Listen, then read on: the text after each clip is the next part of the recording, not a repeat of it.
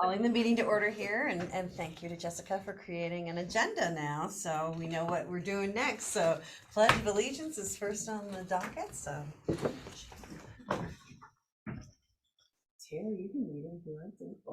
Pledge allegiance to the flag of the United States of America and to the republic for which it stands, one nation, under God, indivisible, with liberty and justice for all. Okay, did everybody get a chance to see the minutes, or, I mean, first minutes at least in a while for the Finance Committee meeting? I have an extra copy if anybody needs it to peek at it, but,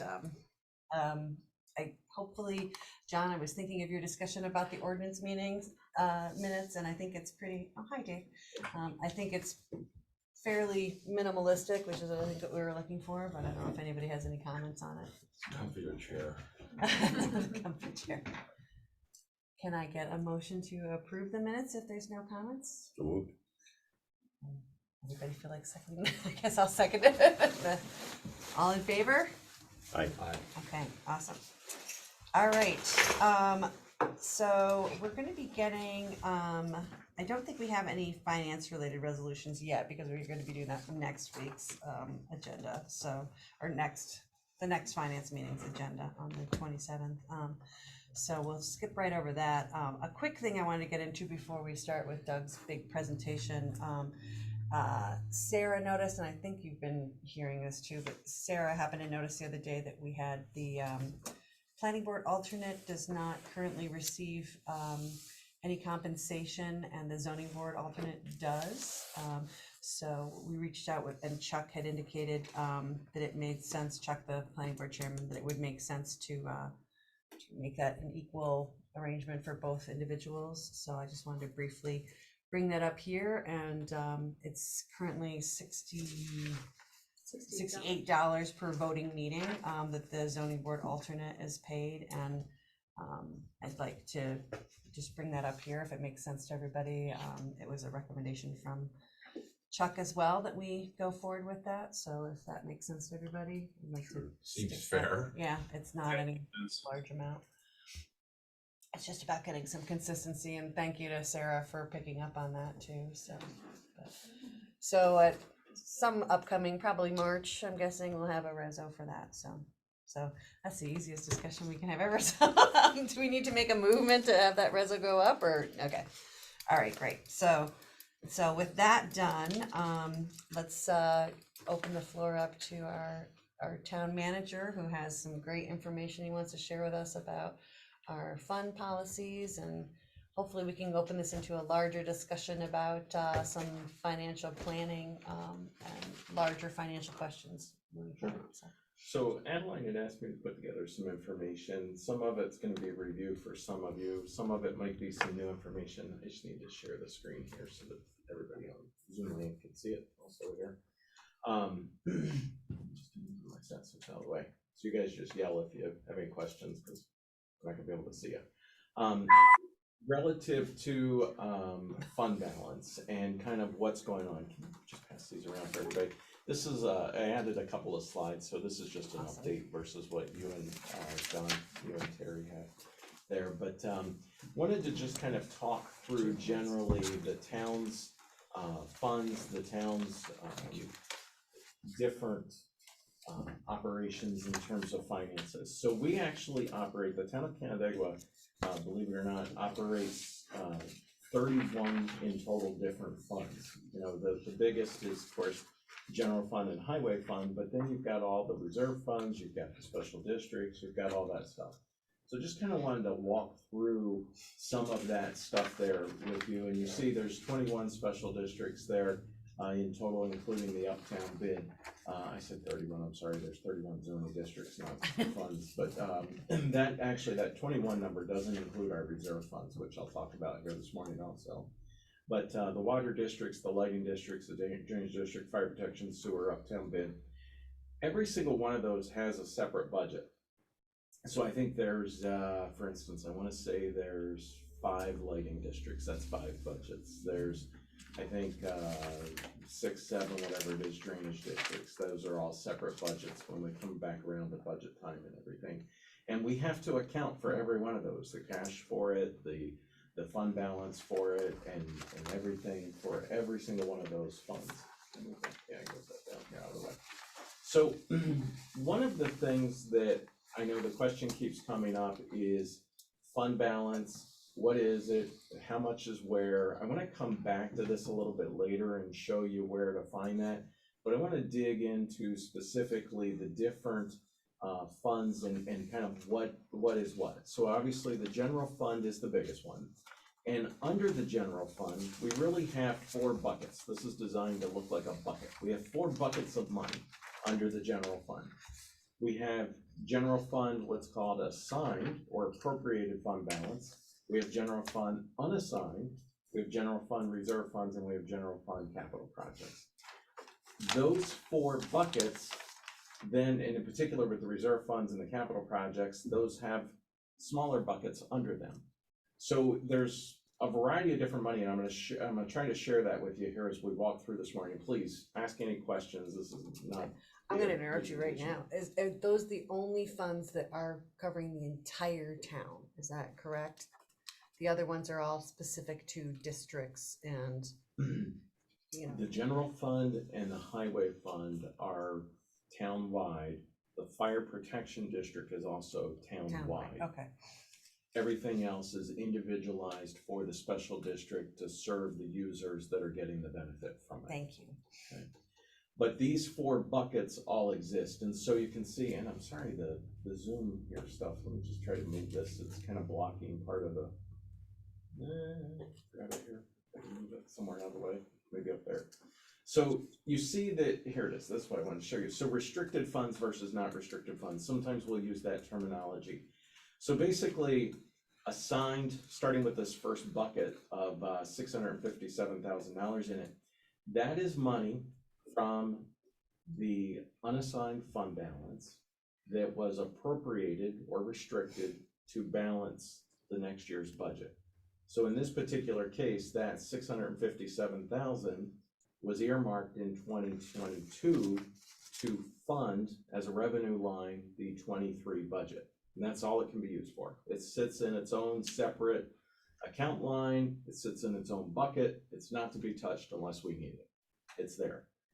Additionally, the unassigned fund balance, which I'm going to talk, go ahead. Slow down because I got a question on that particular fund. Go ahead.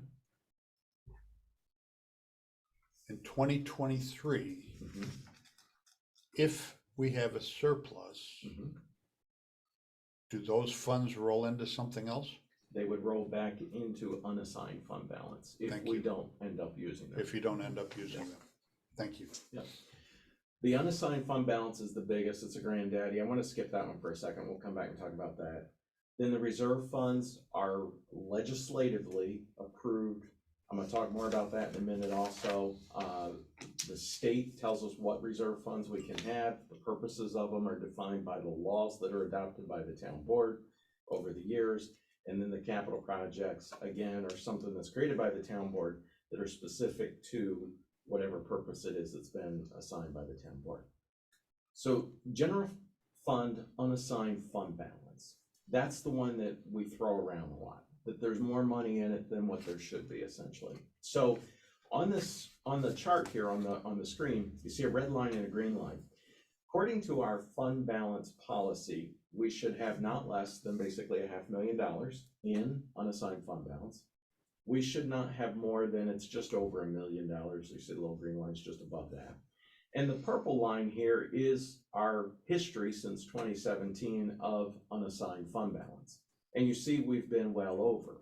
So we took, for instance, $1 million to in unassigned fund balance to finance part of the construction of the new highway building. And you see, Doug, can you zoom into those slides? The remote people, us on remote, are just seeing the first slide, the cover page. gotcha. Let me stop and reshare. Thank you. Thanks. Let's try this. How's that? Perfect. Thanks. Thank you.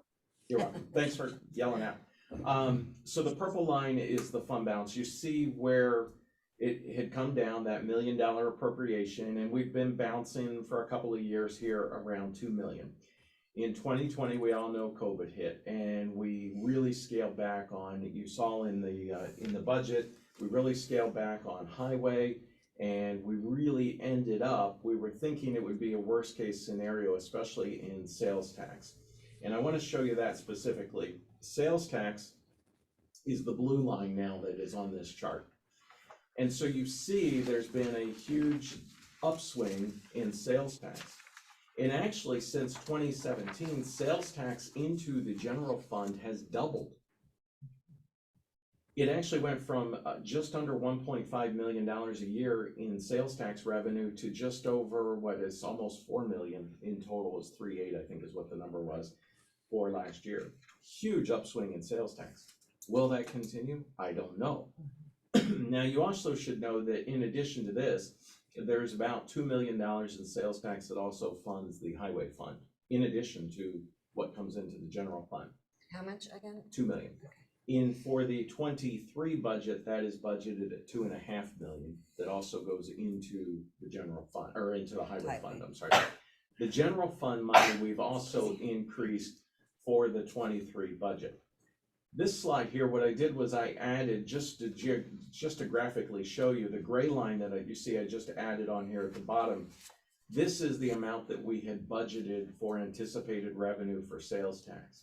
And so you can see that what I'm trying to show you here is the overwhelming majority of the unassigned fund balance that we have is a result of the huge sales tax revenue increase over the last couple of years, especially since 2020, started in 2019, but since 2020. The town board made a conscious decision, finance committee actually did, I think it was 2018, 2019, to actually hold back on the revenue that was being budgeted for sales tax. And we started to see this uptick. And then once the pandemic hit, we've just seen a huge increase in sales tax the last couple of years. And you see that's what's driving up this unassigned fund balance number for the last couple of years. In 2022, what was our sales tax revenue? Total combined was about 5.5 million. Of which 3 and change got put into this fund, Yes. and the rest went into highway. highway. Yep. Yep. So why do we have a $1 million limit on that and never adhere to that? Well, that's one of the issues, and that's actually what the 2017 audit by the comptroller's office said. Hey, Town of Canandaigua, we're putting you on the watch list because you're essentially, and that's why they came in and did the audit, because you are holding too much money, right?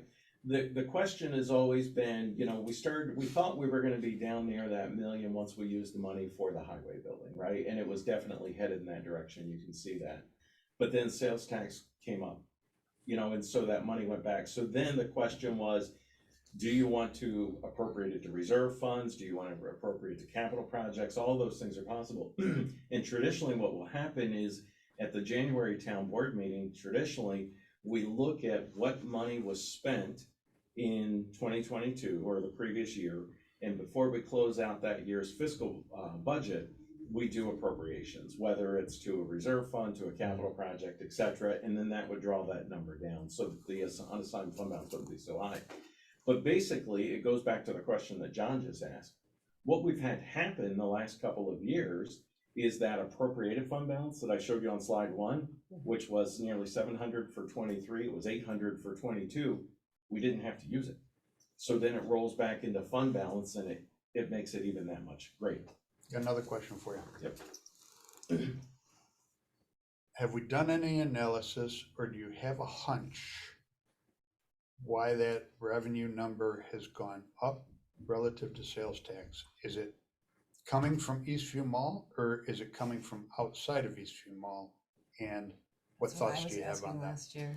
So it's a combination of things, right? And Jared, feel free to jump in here, but in Ontario County, there's a sales tax revenue sharing formula that's between all 16 towns in the 2 cities.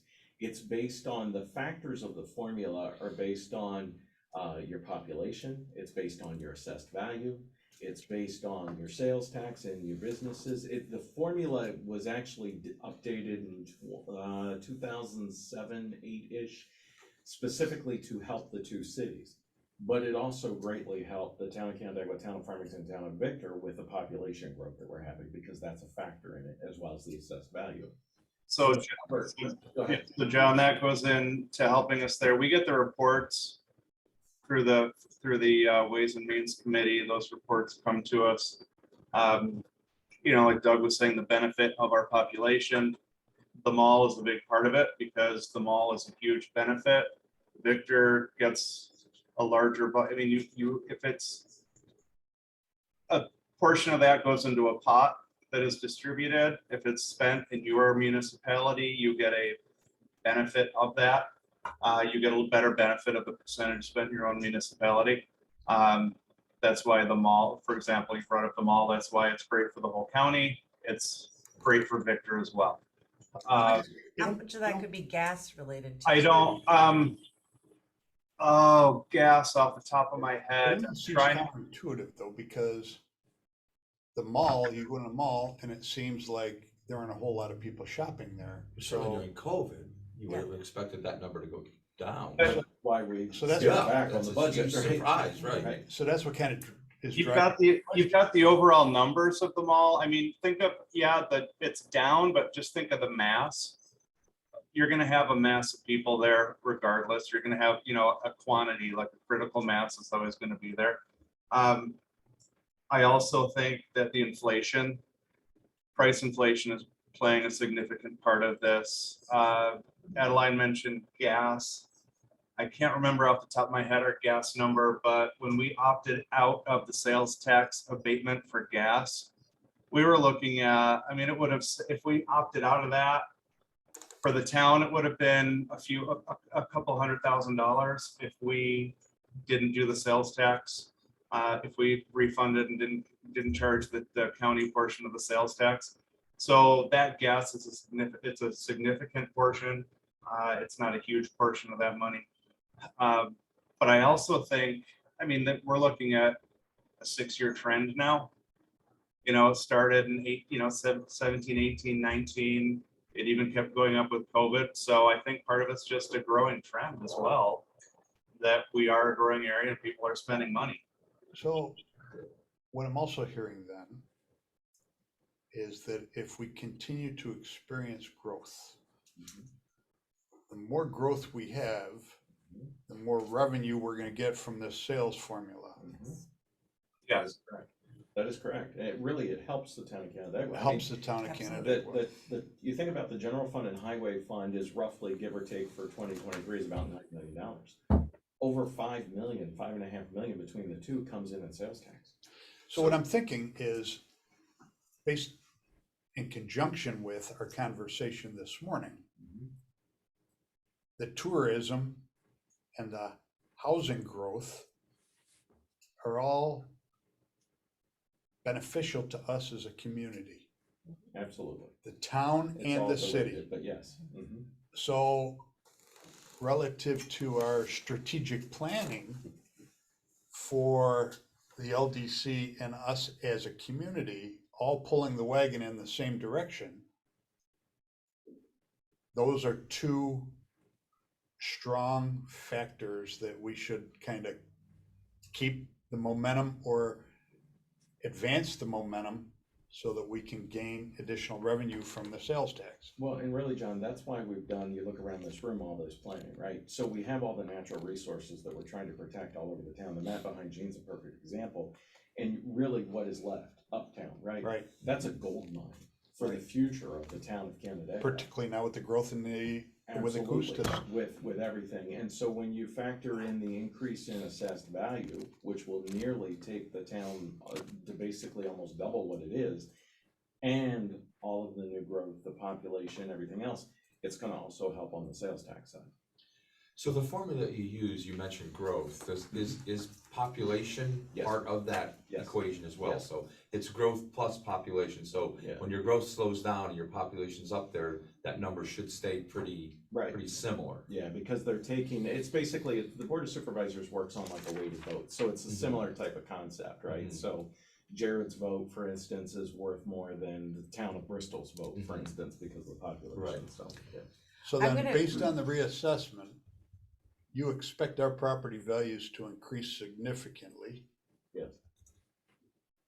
The other towns in the community probably won't receive that significant amount of growth that we're gonna expect. I think they are. I Yeah, I think think they Farmington would and Victor are both Yeah. similar percentage. Yeah, that might. But a lot of the other communities probably not. But they're Well, like, using not the like same, Bristol. Bristol is, Right. you know, or some of the smaller communities, they're not growing to the same level. They don't have the transaction. So but they get the same specific- equation from the county that For they're the using. sales to- tax separately, yes. But for property assessment, it was my understanding from that one presentation that Bristol's gonna get same, But it's based on market, right? So it's, they don't have the Right. market. They don't have the demand that we. but their percentage increase should be Okay, I'm similar. gonna Let me pull this just- back let me down just- though Let me to just our fund conclude my discussion that my we're, question here. Mhm. So our assessed values increase. Mhm. In theory, we should see an increase in our sales tax revenue commensurate with I the don't- assessment. Well, keep in mind, there's a. Not lag. necessarily. Not necessarily. No. There's a lag time. I think you will see an inch up, but there's a lag time there, because you also have to keep in mind the year? assessed value, yeah, about a year and a half, I would say. Okay, Because the assessed value is based on the July 1 previous tax roll, right? okay, yeah. And so then the formula is figured out for the year, right? And so then going Yep. forward. So there might be small, but it's not direct. Got you. okay, so Thank you. I'm gonna kind of pause our macro conversation here and try to get back to where Doug was with this presentation, because for me, one of the goals that I'd like from this presentation is we have, I wanna work with what we have in front of us now, right? And we have an oversupply of funds that we need to allocate somewhere, so I'd like Doug to get back to Yes, his. so let me just kind of conversation. keep going and then we can come back to some more of these. So then we look at the highway fund. Jim, you notice I used your colors, red and yellow, right? So I tried to color coordinate. Those are So- Jim's colors? Yeah, so, the same thing, the highway fund essentially has 4 buckets, okay? Appropriated fund balance, same as the general fund, that's restricted, unassigned fund balance, which is the non-restricted, and then the reserve funds and the capital projects, if they have any specifically under highway. Capital projects almost always fall under the general fund though, just so everybody's aware, so set that one aside. But restricted or the appropriated, for instance, so that's about $400,000 that's appropriated for the next year or two, balance out the highway budget. That helps us keep that tax rate very, very stable. That's where you've seen little to no increase in the tax rate, you know, in the chart in the budget that, even going back to 2011, this chart that actually shows the tax rate has remained almost flat since 2010. It's because of things like we can use the appropriated fund balance to help keep that flat as expenses, do the little roller coaster up and down, so. About 841,000 there, give or take, in unassigned fund balance. So then special districts, and there's 21 special districts. This little chart here that I have on the screen, the county actually provides this for every single municipality in the county. And I would encourage you, go on Google, search for the county tax rates and look at all the other municipalities. Nobody has even a quarter of the special districts that we have. We have a lot of special districts. Now, there's different schools of thought of that, right? You think about the years where Spitzer was governor, and he always talked about the 1,000 authorities throughout the state, and there were too many authorities, and he was counting things like these special districts, right? But on the flip side of that, the residents in those special districts are paying for a service that they're getting the benefit of receiving and not somebody else. And I use the example all the time, like for instance, if I'm getting a benefit on the north end of the town, the Canandaigua Farmington Water District, why should Terry have to pay for it, right? It's that type of philosophy, and that's why we actually have so many of these special districts. Yeah, some of the other, the larger towns, town of Victor, they must have these districts but don't recognize them. Well, so as they such. actually created one townwide water All district. right, so they don't. They don't have all They these. just- And they don't have the same number of lighting districts and others. Victor might have maybe 6 or 8, Yeah. something like that. They don't have a lot. You know, the advantage of that is the people that are using it are paying for it. Yeah, Right? That's, the benefit, yes, the benefit. You're not paying for the streetlights on my street. Right, so- right. Water districts. I intentionally drew the Canandaigua Farmington Water District and the Canandaigua Consolidated Buckets here, or water tanks, the Blues Brothers here, larger, because they are the parent districts. We have two parent districts in the town of Canandaigua, and then we have all these smaller districts that are subsidiary of the two parent districts. And every one of them is a budget, every single one of them has a fund, every one of them has a cash account, an asset account, an equity account, a liability account. Every single one of them, we have to track that for, and you really see kind of what's going on there. But Canandaigua Consolidated, again, being what we traditionally could perceive of as our parent water district, because we administer it, you know, unassigned fund balance there is give or take $1.8 million. It's got some money in it, and then it's got all of these subsidiary districts under it. Canandaigua Farmington Water District serves nearly as many people in the town of Canandaigua as Canandaigua Consolidated, but we don't administer it. So we don't really think about that as much, but you see, it only has $54,000 in unassigned fund balance in it. And it's facing a give or take $13 to $15 million capital improvement project. The other thing, without going too far into the weeds with it, but especially at budget time, we talk about this a lot, right? A resident of the town of Canandaigua who's in the Canandaigua Consolidated Water District is paying an operations and maintenance rate of give or take, 65 cents. A resident of Canandaigua Farmington Water District is paying 80 cents or 85 cents, I guess it is probably, right? But they're both town of Canandaigua residents, right? So it's just things to keep in mind. It's not good, it's not bad, it's just things to keep in mind so you're aware of. Drainage districts. Here's all of our drainage districts. Again, every single one of them, separate budgets, separate financing, yada yada. Every single one of those exists. All these different drainage districts throughout the town of Canandaigua. Lighting districts, lighting districts. We have 5 lighting districts. Here they are.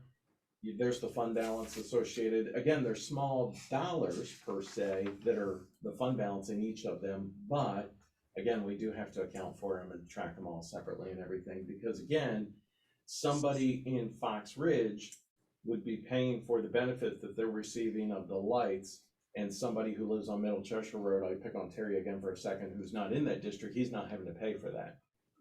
And when something goes wrong in any of these smaller districts, some, major failure of some kind, we're grabbing it from the general fund unassigned No. generally. It comes from this. It But comes don't from we- the district. What if there's a major It still failure? has to come from the district. We cannot gift municipal resources. Okay, So so, if a water valve District would fails borrow in it. one of the then water look at that. districts, that district pays for it. Yes, yeah. So a lot of times, like you see here, for instance, Fox Ridge Lighting District is showing a negative fund balance. So theoretically, in our accounting, right, so they're technically borrowing $240, but they're gonna make up for it as the budget comes back around and the levy comes back around. They eventually pay for it. Yeah, they pay for To it. answer the question. yeah, Yep. that's not, yeah. Yeah, but it's not they're- coming from the general fund. Okay, yeah, it's coming from- borrowed and, okay, Yeah, got it. yeah. Yeah, that's what I meant. That's where we're, if an emergency is arising, that's where we're Yep. starting it from, but then charging it back. We also have one sewer district in the town of Canandaigua that we tax on, that's SS 800, that's the Purdy Mobile Road Sewer District. The fund balance there is $59. That was a special setup that we did through EFC and New York State Division of Housing and Community Renewal. That sewer district is Purdy Road, Mobile Road. It's that area, it would be just south of Ace Hardware on the left-hand side, all up in there, and then that sewer district actually runs under 332. Jim and his crews and everything did a heck of a job drilling through boulders up there with the contractors, and it crosses that farm field on the other side of 332, and then it goes up and connects into Farmington. We do operate that one sewer district. Obviously, we've talked about fire many times over the last couple of months. We also, that's the one other townwide fund that we operate, the fire district. It's a special district. Again, all the same accounting, yada yada, it's got $74,000 in it. Reserve funds, wanted to just kind of talk on these. So the New York State Comptroller regulates reserve funds. These are all the reserve funds that a municipality, a town specifically in the state of New York could have. You see, we have 6 of the ones that we could have. And that's not to say we may or may not need the others, but we don't have them under those particular sections of general municipal law. We have capital reserve fund, repair reserve, the contingents, solid waste, and I think I've listed those. So yeah, so then let's just talk about those for a second here. AA 231, this is a general fund reserve fund. This is the contingent tax reserve. This is predominantly where money would come from as you're looking to adopt the next year's budget. And if you had to use, so remember back on slide one, that $800,000 or 700,000, whatever it was, that we were appropriating. Let's say we had to use all of that and there wasn't anything left. And then it came time and we had used money in unassigned fund balance. And we need $700,000. This is the line it would come from. This is where it would come from to keep that tax rate relatively flat. This reserve is underfunded currently.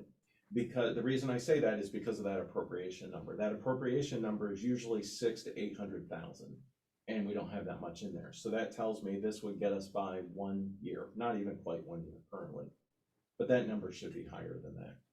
So as you're thinking about things, and that was one of the points I was trying to make with you guys, as you're thinking about allocation of unassigned fund balance, one particular place where it might be a good idea is to put some money in that tax reserve. Then it sits there. It doesn't come out unless you pass a resolution saying to use it.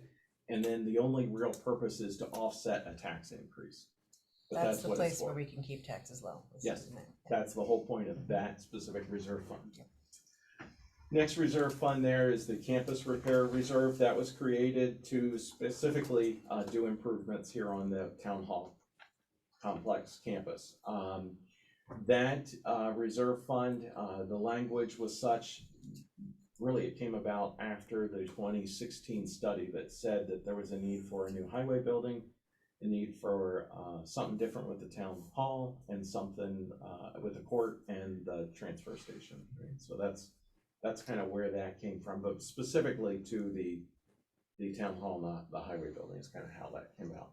Technology reserve, you know, truthfully, that money there would help us in an emergency situation with a server, essentially, but we've gotten to a pretty good standpoint now in terms of technology and the capital planning that we do for technology in terms of the rotation of laptops and even starting the process of migrating to our cloud-based server with a on-site backup.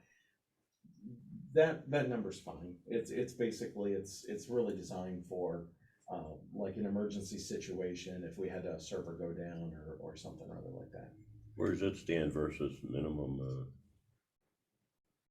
There's no real Nothing minimum. established At for one that. point, it dropped down, I think, as low as 17,000, but give or take, a server is gonna run, say, give or take $30,000, so $35,000. So, you know, technology, a lot of times we're spending 50, 75,000, 100,000 any given year, depending on what we're doing. So it's in the ballpark. It's fine. So is the target balance on these funds, should something happen in that calendar year that would cover that expense, whether it be something on the campus technology?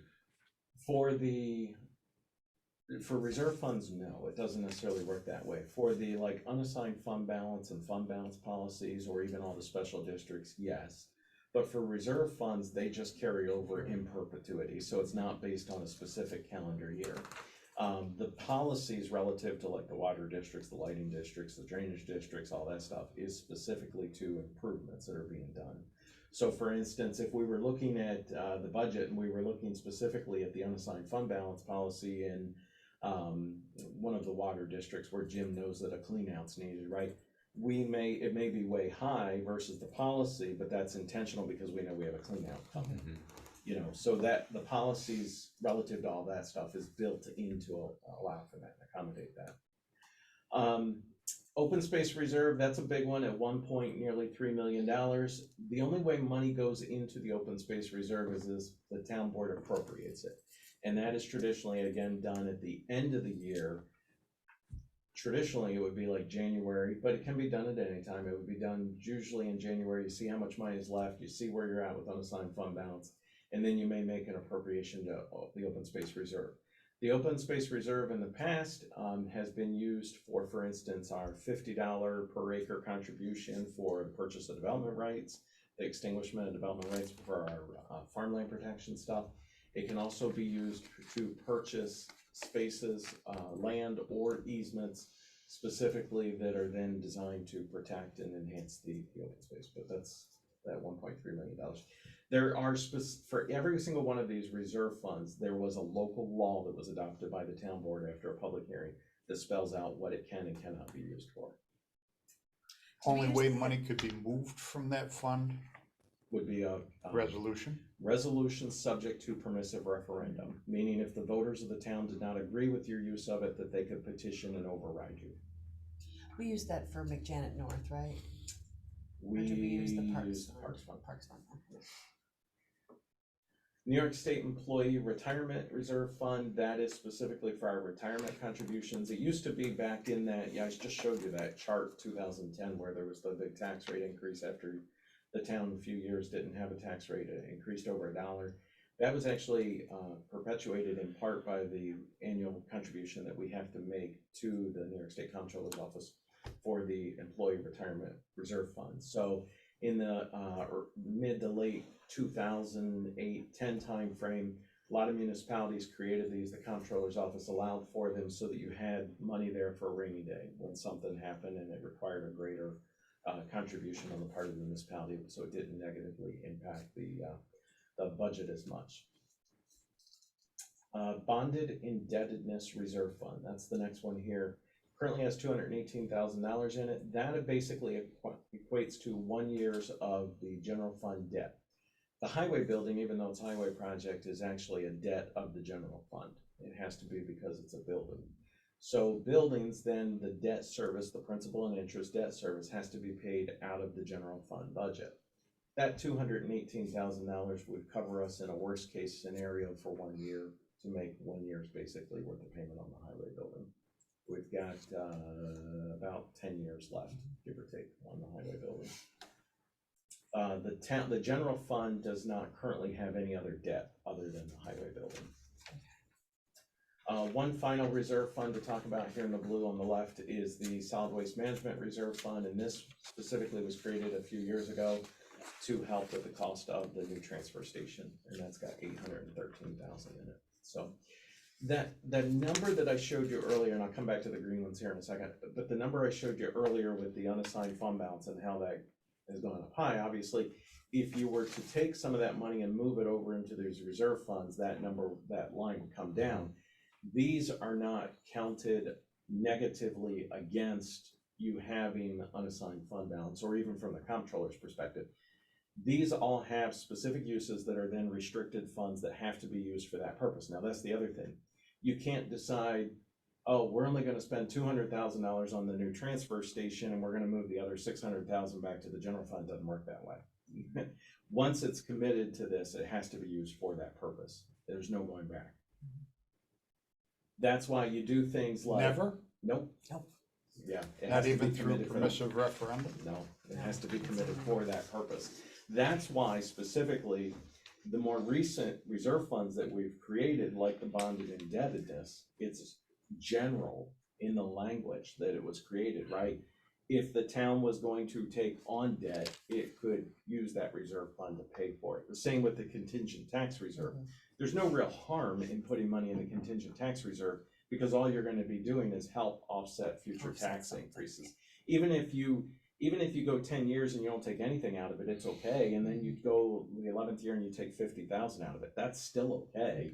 It's just helping offset future tax increases. It still has places, many places it could go, Right. so to speak, as opposed to. So less specific is better, Yes. actually, yeah. For the reserve funds. Yeah, general is passed. So then you go and invest all of these funds, Yes, and the earnings are posted to the particular fund. yes, yes, yes. So we have different investments. Each of the reserve funds is making money, as well as our general investments for the general fund. And we've done pretty well, especially with interest rates coming back up. Justin and I actually have to move some money today, but I was actually explaining this to Adeline. A lot of times what we're doing is we're even playing the financial institutions off one another, and they know it. It's the game. But you know, I'll go to CMB will say, we'll give you X, well, this happened a couple of months ago, right? They were saying, we'll give you 3.6, and I go to Lions, and we're like, can we get 3.8? And they're like, No, we can give you 3.7, go back to C and B. Hey, I can get 3.7, an can you give me auction. 3.75? I mean, that's what you do, it's the game you play. And, you know, now we're over 4%, but, you know, it's just a constantly, every 30 days, we're looking at that. The two green boxes here are two more special funds.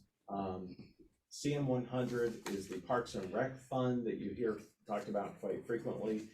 That fund is specifically enabled by state legislation that relates to development of land. When the planning board is approving site development or subdivision of land, the planning board can assess a what's called in lieu of parkland fee. The town board gets to set the fee amount, as you just upped it to 1,500 a few weeks ago, but the planning board gets to decide when it is required or not. And that's that $529,000 there. The new one below it, CR 100, is brand new. We just created it when we created the form-based code. That is enabled through resolution of the town board. It was established. It's its own separate fee. That is in the form-based code. Again, thinking that the Parks Fund is generally used on subdivision. That's really when the planning board requires it. In Uptown, you're not gonna have subdivision because of form-based code. You're gonna have apartment buildings and stuff. So the other code requires anytime a building permit is issued in the form-based code, they're charged that $1,500, so. Commercial or residential? Yeah. Highway reserves, there's 3 reserve funds for the highway that fall under the highway. When I go back to the 4 buckets from the other slide, there's 3 here. There's the highway equipment reserve fund, the improvement reserve fund, and then the snow ice removal road repair reserve fund, 300, 300, and 200.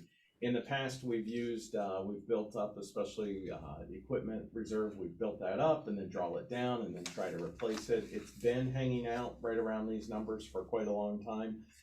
Every once in a while, we'll budget, you know, as usually that's how it's done, is at the time of the budget, there's an earmark. Jim needs to buy a piece of equipment. We don't have quite enough sales tax. We don't have quite enough revenue coming in without a huge tax increase. So at budget time, we may show, for instance, $175,000 in revenue coming from the highway equipment reserve fund as a place marker in the upcoming year budget. Town board adopts it. We go through that process. We get to the end of the year and it's like, hey, guess what? We don't need to move the $175,000 out of the highway equipment reserve, because sales tax came in higher or some of the expenses weren't there, whatever, and then that money is rolled over there. There is place there, though, also for additional money for road repairs. So you don't need to do a permissive referendum to use those? We do. If we were to Only if we actually, have to use it, okay, gotcha, but not for the budgeting of it. gotcha. Then there's capital projects, if I haven't overwhelmed you yet. So then there's all these capital projects. So the ones that say grant on the bottom of them in the bright yellow, don't even worry about them, because essentially they're running the life cycle of a grant. There was a state grant involved or a federal grant involved in some form or fashion. That's why the capital project exists. It's gonna take care of itself. They close out as soon as the grant is done and all the things are met. There's nothing else to really do with any of those. Hang on, I'm gonna pause you real quick. Yep. How are capital projects different than funds? Just to briefly, They are funds. yeah, but Well, HH 100 is a fund, and then that is the capital projects fund, and then every one of these falls under HH 100. Thank you. So it's all as you're kind of going through. And I want to show you actually, like on the monthly report that you get under the supervisor's report, where to see some of this stuff. Couple of one anomaly here is the one at the top left, H18 Sucker Brook. That capital project was created in 2016. That was a joint project. There is an intermunicipal agreement between the town of Canandaigua and the city of Canandaigua to fund the construction of 8 water quality improvement projects that were identified. There's a map of it. I can circulate that to you. Terry, you remember that, and Jim, Gene, you guys all remember it, but those 8 projects were identified. I think actually Kevin had talked to you, right? I think one of them was on your land. So as potentials to help with prevent flooding of Sucker Brook and to pull out the sediment of Sucker Brook before it gets back to the lake. We've completed 2 of them. We completed the one over here on County Road 30, and the one is up here on 5 and 20. But there's still about 200,000, give or take, in that Sucker Brook capital improvement project for those other capital projects. The challenge that we've had over the years at any different times is sometimes the landowners of those parcels don't necessarily want to grant easements, or they don't want to see part of it flooded, or they're not interested. So that just kind of hangs out there, and Kevin continuously works on it. But it's slow moving. It's at the glacial speed of government for that one. The bottom 6 there that say town funded in green with the balances, and you see negative balances, that's because in the accounting, revenue is a negative in the system, or that's a credit. So that's intentional. So that shows you about what is in that fund currently. Gateway signs, for instance, $7,900 is currently in that as that project hopefully wraps up and completes.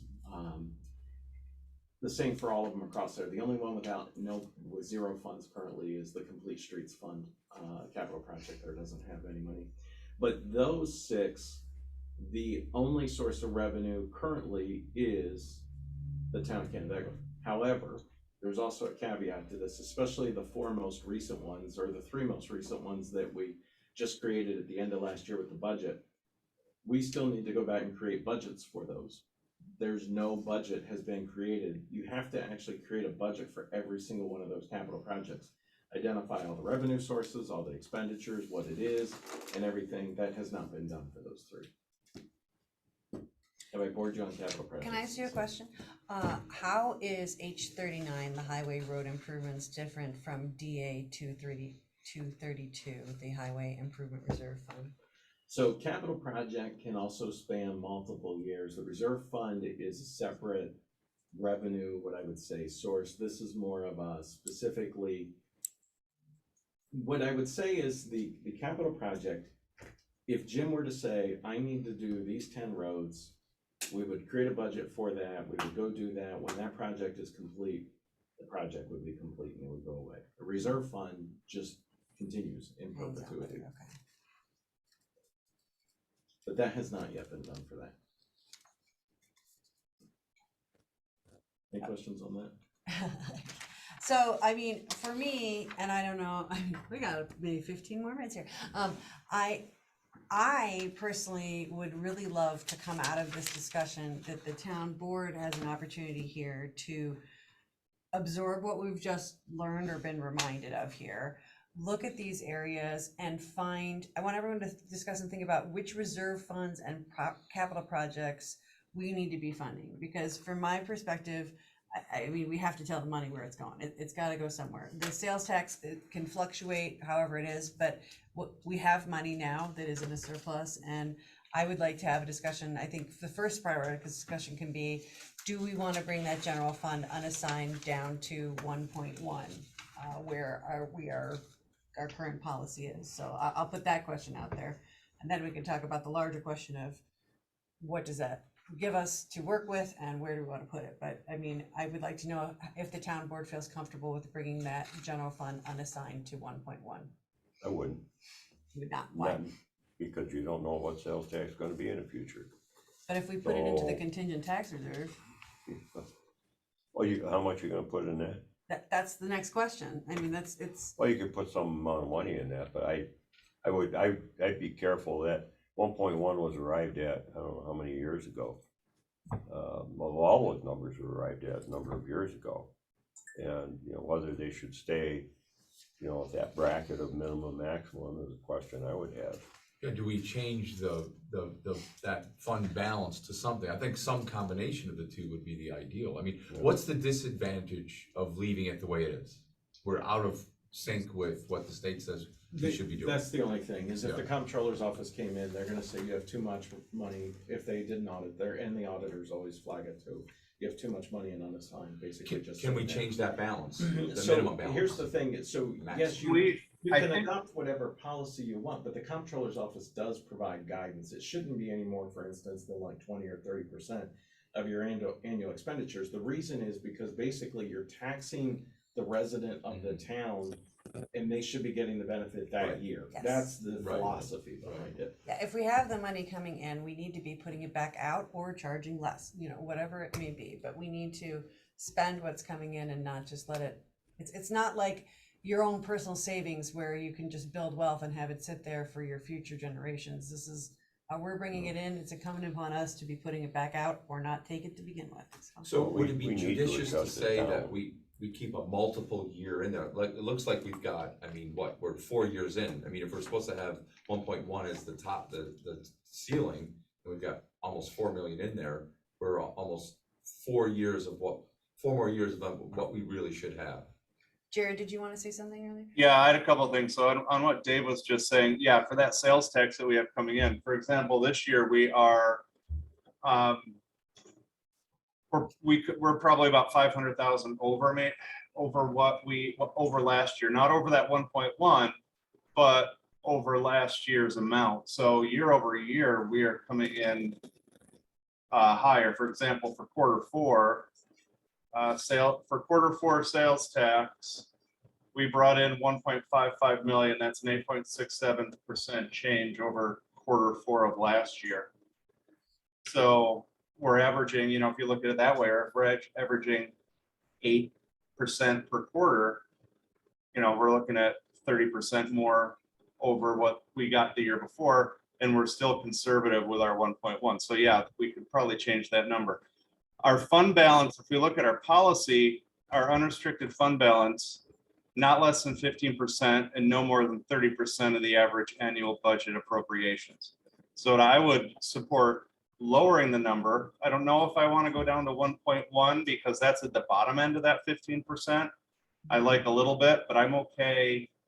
I think we should look at other areas too, where we can put some of that money. Yep. So The the only same thing scrutiny isn't placed on the contingent tax reserve fund. Like we could transfer money out of that, just like we could this fund, correct? As long as it was to lower taxes. Yeah, so two things. Let me go back for a second to sales tax. So the only thing is, keep in mind, for the 23 budget, we increased sales tax anticipated revenue by $1 million. Yeah. Did for 22. So I don't think it's going to be the huge delta that you see on this. No, we're probably gonna be closer to a wash on that. Right, but you still have that money there, right? Yeah. But Dave, to answer your question, so the contingent tax reserve, right, yes, there's a few steps. Goes into the contingent tax reserve, it's there, it's restricted money, you have to have a public hearing to pull the money out, and then it is subject to permissive referendum, you have to wait 30 days.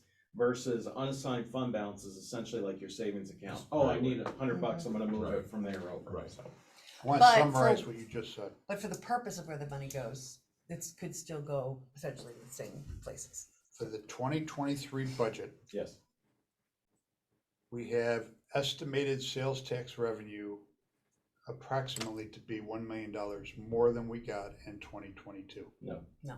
more than we budgeted in. We're at what? Yeah, more than we budgeted, not more than we got. Okay, and commensurately, we've budgeted the expenses to use that Yes, money. Yes. yes. And if those two lines grow closer together, there'll be virtually none to put to the general fund unless the sales tax revenue comes in greater than the $2.5 million we budgeted. So let's make an assumption that general fund, for instance, let's just stick with that for a second. Let's make an assumption that every expense budgeted gets spent and then 100% of all that money is gone, which that's never the case, but let's just pretend it is for a second. And that means that we would also have to use that appropriated amount, right? That becomes a big player in this, that's 600, 800,000, whatever it is on any given year. Then, and let's say that happened 2 or 3 years in a row, then you would not end up with really unassigned fund balance because at that point, your expenditures are outpacing your revenue.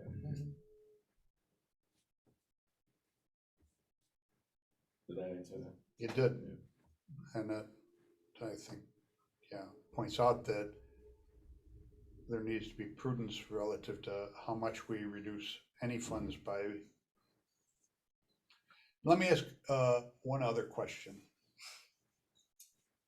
How does the reassessment play into this conversation, if at all? None really for this. The only thing that the revow really comes into account is when you go to do the 24 budget, the assessor has to provide the final taxable value of the town as of 7/1/23. And so when you're working on the 24 budget and you're looking at the expenses and the delta, basically, that's how you calculate out the tax, and trying to keep it relatively as flat as possible, or even going down, whichever. But that's where that comes from. And so if the assessed value goes up, it's entirely possible the tax rate could come down, but the levy's probably not going to change that much, let's be honest, right? And so that levy amount then dictates the tax rate. But when you look at the budget, the amount that comes in from real property taxes is such a tiny amount. It's less than 10% of the budget.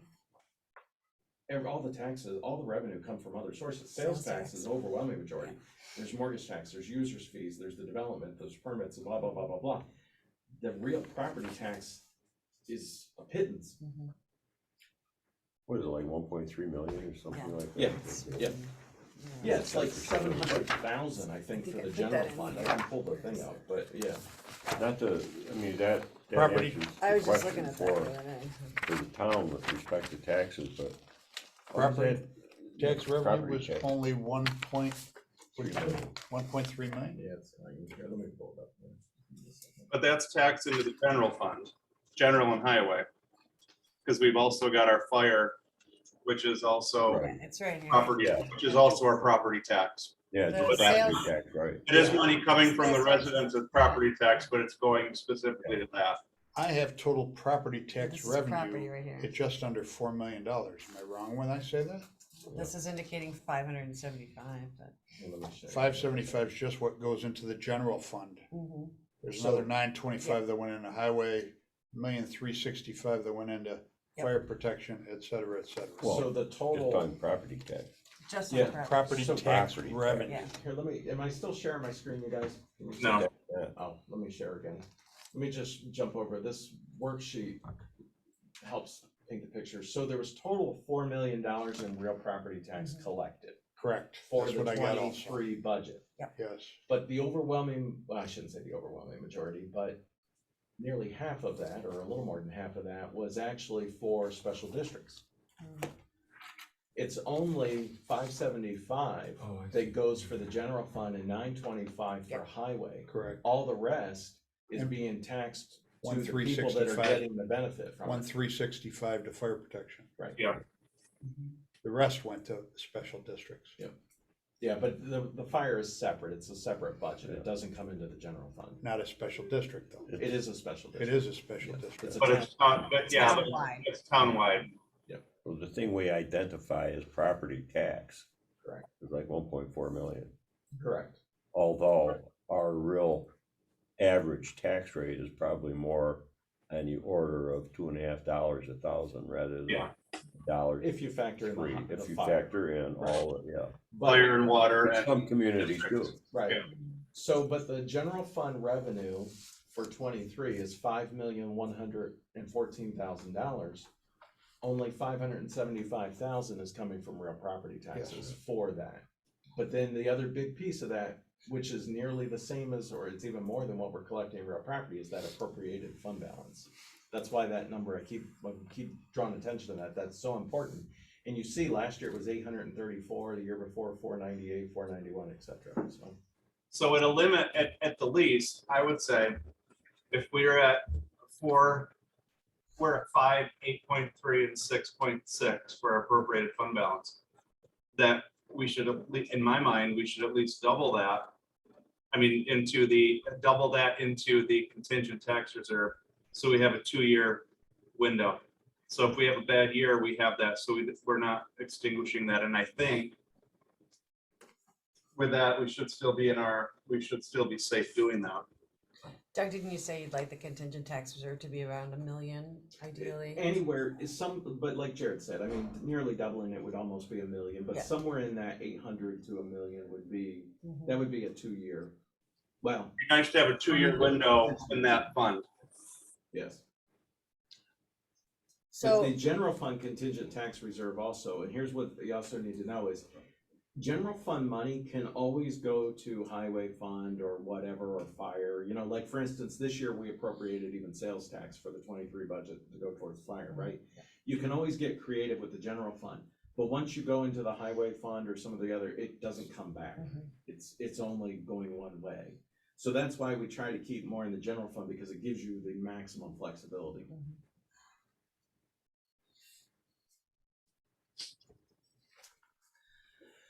do we have, I mean, are we generally in agreement that we need to rise the contingent tax reserve fund in Yeah. the town board? Does anybody have an issue with somewhere between 800 and $1 million? That would come from the general fund unassigned? Well, that's one thing we can solve then today. I don't know how we can officially do that at the town board meeting, or if we could bring it up as a reso or something. You would but, have to be a resident. does anybody want to throw out a specific number for that? I would support taking it to the full $1 million. It's fine with me. Yeah. Okay, so I would like to say then, before we meet on this again, or we can also potentially discuss this at the next town board meeting, if we can, unless you guys want to continue going today, if we can all think about what comfortable number we're at with where we want the general fund unassigned balance to be, and what amount that would give us to still potentially allocate to the highway reserve fund, or the complete streets capital project that doesn't have funding, or the Ononda Uplands, or whatever your capital project of your preferred capital project might be. So I would, just bring up that one of the things that we keep kicking down the road is roads. And, Agreed. you know, Jim has outlined, you know, in the past to us, you know, what our real need is, and the need is probably on the order of what our annual budget is for the whole town, but obviously we're not gonna do that all in 1 year, or have the funds available to do that, but I would like to see a chunk of this, you know, excess that Well, we Jim, have you- unassigned You fund slowed balance. down during COVID, you took a And budget we're, decrease, right? Well, what's our deficit? What's our deficit? Yeah, it did, but it's not just Yeah, that, it's always been a convenient place to say, well, next year is gonna be a little bit lean, so let's not. Yeah. I mean, it's one of those things that it just keeps getting kicked down the road, really.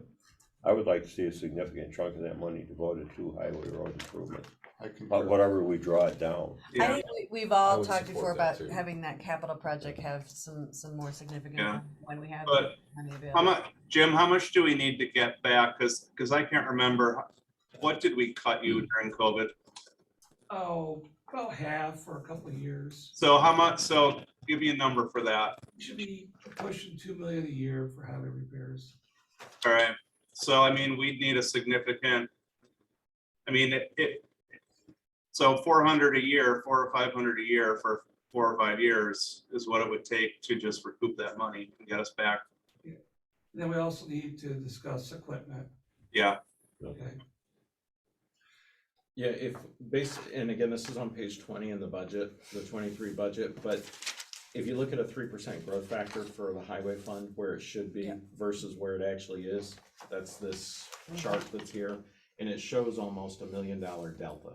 so, okay, But ideally, what would be great for that capital project, if that's where you're talking about putting the money, is Jim, if we actually had a budget of the actual expenses and what it would be used for, and then proposing Yes. to use the revenue, because then I that would way we're really creating And the then capital we project. Because they just carried over for Right. a year without it fall back funding.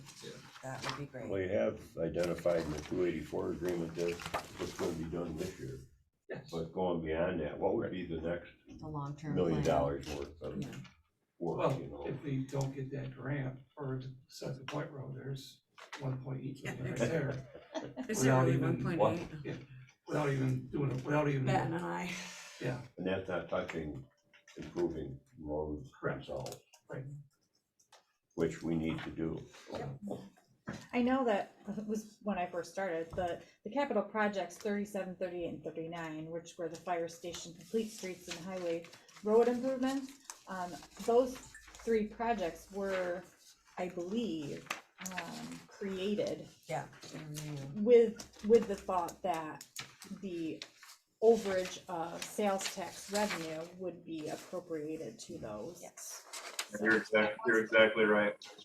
Correct. Thought back when those were born.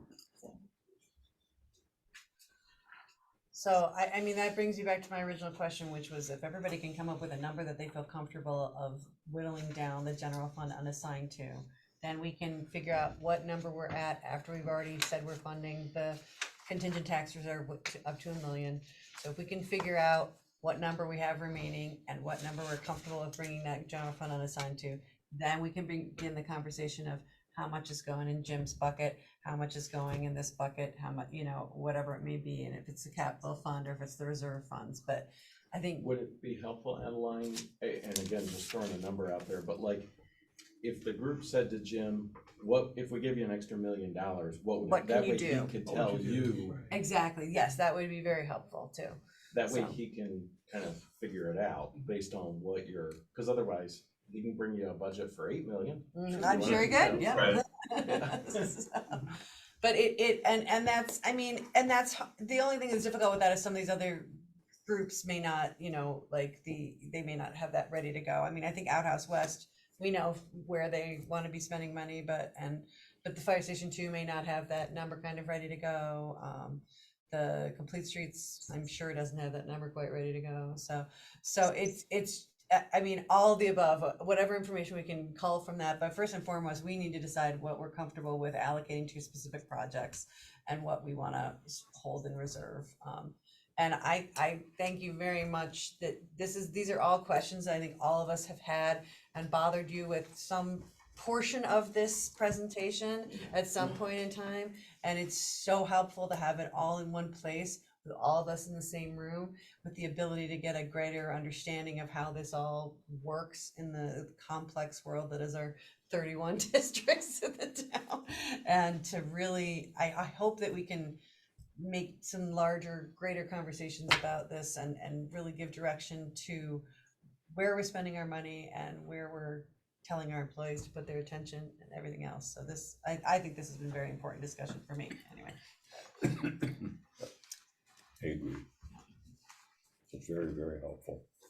So it sounds like we need to come up with a ceiling for that general fund. I mean, what do we wanna keep there before, I mean, that's first, and then whatever's left over, wherever we're Exactly. gonna put the funds. That's Well, what I that- would like to figure I out. mean, there is a fund balance policy, Yes, so that's probably a good place to start. I would think. that's Can the you send- 1.1 Can you that I send was that to referring all of us so. so we can review Yeah. that? But it sounded like that. The ceiling is 30% on the general fund. So 30% of our average budget allocations. Right. So Which we just said was what, 5.7, so. 5.7, so give or take. yeah. So it's increase it a little bit from where it is for sure then. Sounds Well, the red line, right, the red line was just Right. like a visual, Yeah. thing, but essentially, yeah, like a couple $100,000. Right. But I'd still like to see that because Still. you said that the policy identifies, Yeah, it's pretty in details. depth, because it tells you like even for the special districts, so, but we can send it around. It's Yeah, also we on the should website. review that. you know. And hey, John. Yeah. For any of these, if you just go onto Google and search Town of Canandaigua Fund Balance Policy, it'll show right up too. That's good to know. So all of these, I mean, you can pull all of these up by just a Google search, because it'll take you right to the website. Fund balance policy, transfer policy, any of them, they're right on there. I think we have so much transparent information on our website that we don't even know what's on No. there anymore at this point. It gets really tricky, and truthfully, usually when we're looking at this, honestly, is during budget season, because that's when you're looking at even every single one of these special districts, right? And the fund balance policy, 5 to 20%, and so that's telling you what should be there and whether or not we're above it or below it or whatever, so, yeah. One other thing I wanted to note, throughout, as finance committee meeting goes, I think throughout this year, and I talked to Dave about this a little bit too, as the vice chair, but I think we will have, maybe not every month, but several of the months, I'd like to have 2 finance meetings, if that makes sense to people, just so that we aren't always simply going through the agenda and addressing resolution by resolution, but also having the ability to have these open conversations as a town board. So if that's all right with the 5 of us, Yeah. I'd like to do that a little bit going forward. Maybe not every month, but, you know, if possible. Seems like it's one of the few times we get together and are able to speak Yeah. freely. Yeah. I mean, it's our job spending money. Yeah, Pretty much it. Okay, great. Well, if anybody doesn't have anything else, Well, if we have do we have, like a schedule? yeah, to come up when with meeting you might, timings for like- it. I'd like to obviously have them be, essentially 2 weeks apart kind of thing. Our Right. next one is the 27th.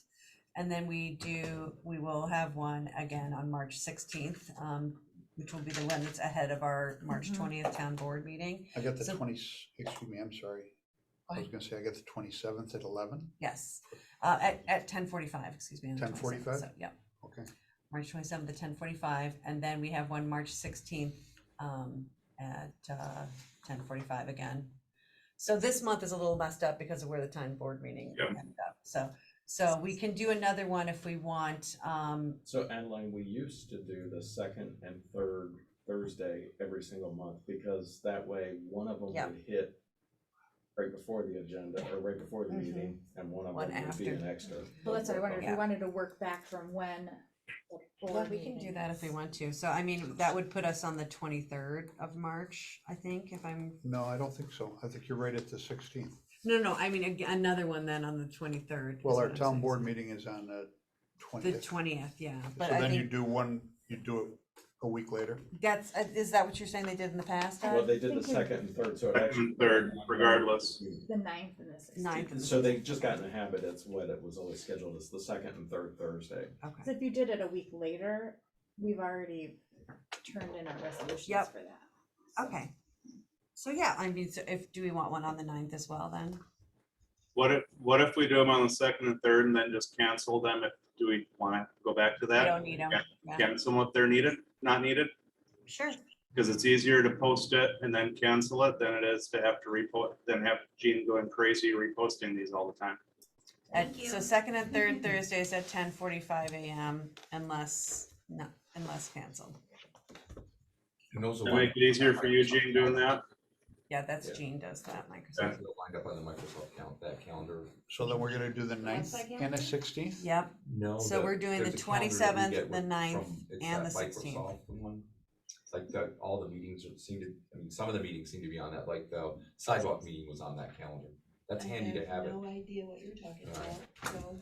Yeah, I would say no, That's unless somebody else puts probably it on. the Outlook calendar. Outlook Sarah, calendar, that's that- what I meant to say, yeah. Yeah, Sarah, are it you is. putting that stuff on the Outlook calendar so it's being shared? Who's doing that? The calendar on the website. I don't know, Sarah. Sidewalks the wound up on website. that, which is really. So, okay, so if it's showing up on your email calendar, it's because you've accepted an invitation that was sent out to a meeting. So like the sidewalk calendar invite I sent when we set the meeting, if you accepted it, it'll automatically go on your Outlook calendar that comes along with your email. But you can also add stuff to that on your own. I can send out that invite to the. That's finance very committee. nice, from my standpoint, Yeah, it's very nice to for me, because sure. then you get it all in one spot, so. Mhm. Okay, so this That's great. specific conversation that we're having today, let's continue this one on the March 9th finance meeting. And then February 27th finance meeting will be about the agenda for the February 27th town board meeting. Just sliding it in there a couple hours ahead of time. I won't be here, but you so enjoy, have fun. You won't be here on the March 9th. Do we have any, finance? You suggested it. resolutions? That's why I said that. I'm just kidding. I'm like, why? Is that why you suggested it? Good thing you got your presentation done today, right? So- See you, Jim. Yeah, Jim. All right, You got it. Jess, you have to know everything that you could possibly know for March 9th, Jess. All right, so if we're good to close then, anybody want to make a motion to close the phone? I'll make a motion to close with a comment. Terry, it's good to see you in person. Yeah, And Dave, it's good to see you slinging everything. It's like you're always hugging yourself. Enjoy it. our walking wounded town board. Yeah, how are you doing? Walking and Yeah. rolling. Oh, mine was minimal, so it's fine. Just sore, but it's not too bad. Okay, great. So, So we can adjourn the meeting and we'll just stop recording real quick here and thank you. all right, see you guys. But